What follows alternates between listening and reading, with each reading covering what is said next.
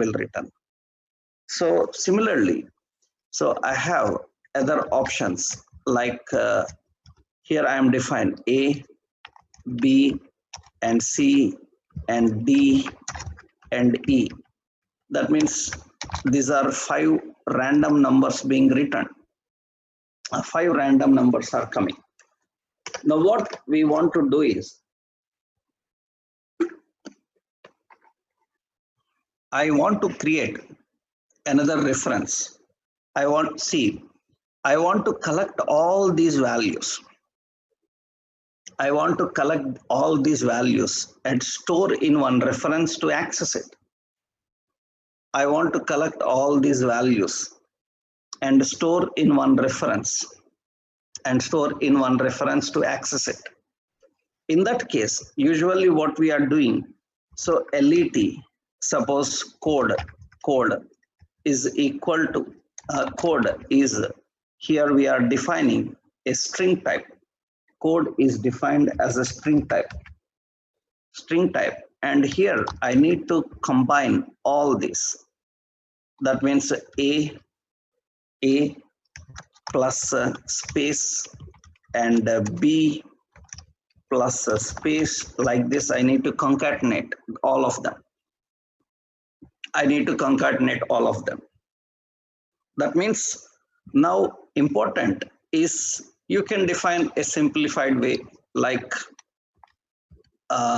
here we can write the expression dollar, and that is here we will use another option, math.round. Math.round is a JavaScript function which is used to round the number A. Because we are multiplying with 10, sometimes it will come with fractions also. And we need to round to the nearest integer instead of printing the fractions like 1.8. If it is 1.8, I want to print it as 2, then round it. Okay. Similarly, space. So I'm adding one more number here. This is math.round. So that is B. Math.round, that is B. So here I am configuring here, copy that, and math.round C. So math.round D and math.round E. Okay. This is a string. Now, important is in the function called capture, we have a variable called code which contains all these values. Now I am creating a class demo. In the demo class, we have a print method. So print method has to print that number. Now the point is that number is present. That number is present in this code. Now, how do I access this code and use it here? How we can access that code and use it here? There is a reference. How do we access this and use it here? It is in a function. Now I created the function in such a way that it will do only the manipulations and contain the values. It will not have any output statement. See, capture is not having any output statement. It is just having the manipulations. Functions are many times designed to do only the manipulations, evaluate the expressions. That's it. Now, how you will access this code here? That means, can I access that code? Here? You can't access that code here. That means now what we need to do is, we cannot access the code here. Now what we need to do is, we need to store this code in the reference of the same function. Store the code in the reference of the same function. We need to store in the reference of the same function, So that means what we have to do is, just we have to make it so this capture function in such a way that it can store a value. How we can make the capture function to store a value? By telling what type of value. So the type I defined as string, in that case, it should store the string value. And how we can store the string value? So for that, we need to use the keyword return. And return, what it should return? It should return the code value. That means now whatever the code is returned, whatever the code is evaluated, that evaluated code will be stored in the reference of capture. That means you are using function not just to evaluate the expression, but also to store the value.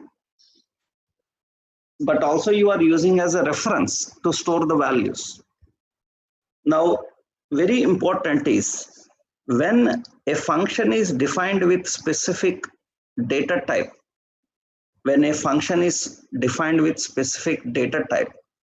values need to be stored into that function.